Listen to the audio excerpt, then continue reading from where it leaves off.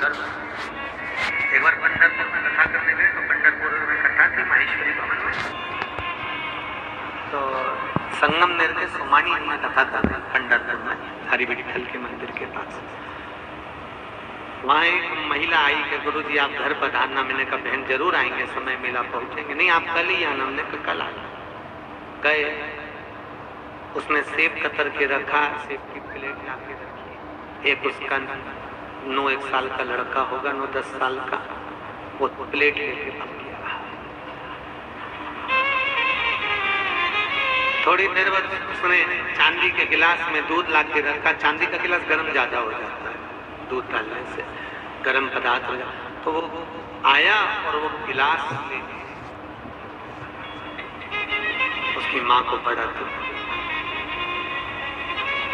बहुत दुखी हुई कि गुरुजी आपका अपमान हो गया। मैंने कहा बहन अपमान तो जाने थे, पर ये बताइए ये कैसे हुआ? कई गुरुजी जैसे आप प्रवचन करने, कथा करने, शिव पुराण की आए हो, ऐसे एक महाराज जी हमारे गांव में प्रवचन देने, भागवत करने आए थे। जब ये गर्भ में था, मैंने उनसे पूछा था कि गर्भवती माता को कौन सा पाठ करना चाहिए। महाराज जी बोले सुंदर कांड पढ़ना चाहिए।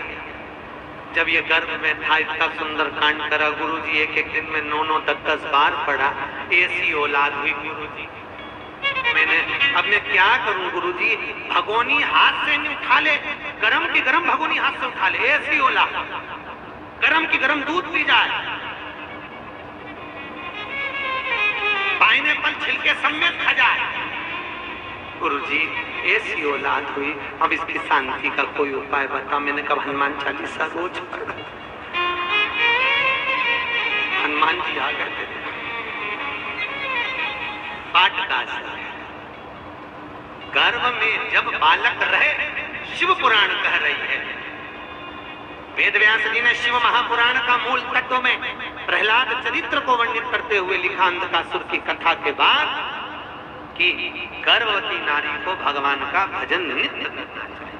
और क्या भजन, क्या मंत्र जपना, क्या स्मरण करना, ये भी हमारे यहाँ बढ़ने की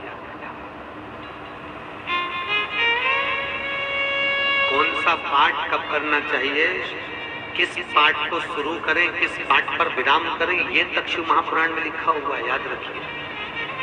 आज के जमाने में लोग कहते हैं हम तो भगवान के खूब पूजन करते हैं, खूब पाठ करते हैं, सुबह 9 बजे से बैठते पार्टी पाठ करते 1 घंटा का, उसके बाद भी घर में शांति नहीं होता है।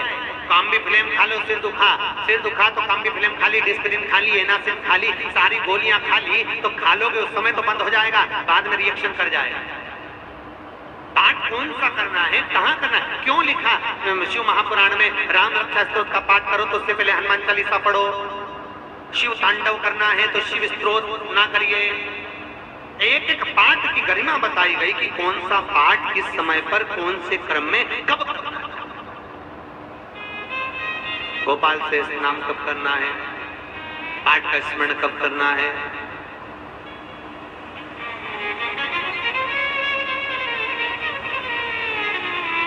गुरु मंत्र की माला कब लेना चाहिए, पहले ले ली तो उसका कोई लाभ नहीं, इसलिए माला आखिरी में आती है। इसलिए आज भी सुमरी, आप लोग देखे सुमरी को माला जपते हो, सब जपते हो, तो सिमरनी आती है बीच में। सुमरी सिमरनी क्या बोलते हैं उसको आप लोगों की भाषा में, जो भी बोलते हो। तो उस माला को डायरेक्ट नहीं जपा जाता, जहां सुमरू आता है, जहां सिमरनी आती है, वहां से उस माला को बदल दिया है, माला वापिस चेंज। क्या है वो सुमरन, क्या है वो सुमरन जहां माला को बदला जाए?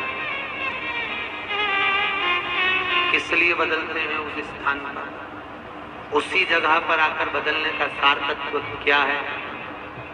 शिव महापुराण कहती है जिस गुरु ने गुरु मंत्र दिया है, जिस गुरु ने ज्ञान दिया है, जब हम किसी भी भजन को, राम कृष्ण शिव स्मरण कोई सा भी जाप करते हैं, सुमरू पर जहां मोड़ते हैं, उस माला का पूरा भाग में से एक अंश अपने गुरु को प्राप्त हो जाता है। सुमरू पर मोड़ते हैं, वो गुरु का मन का है। किसका मन का है?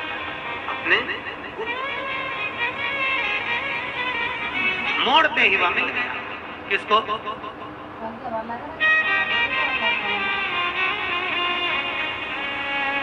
अब लोग इतने चतुर हो गए कि आजकल गुरु को देना नहीं चाहते, इसलिए वो माला को छोड़ के बटना लिया।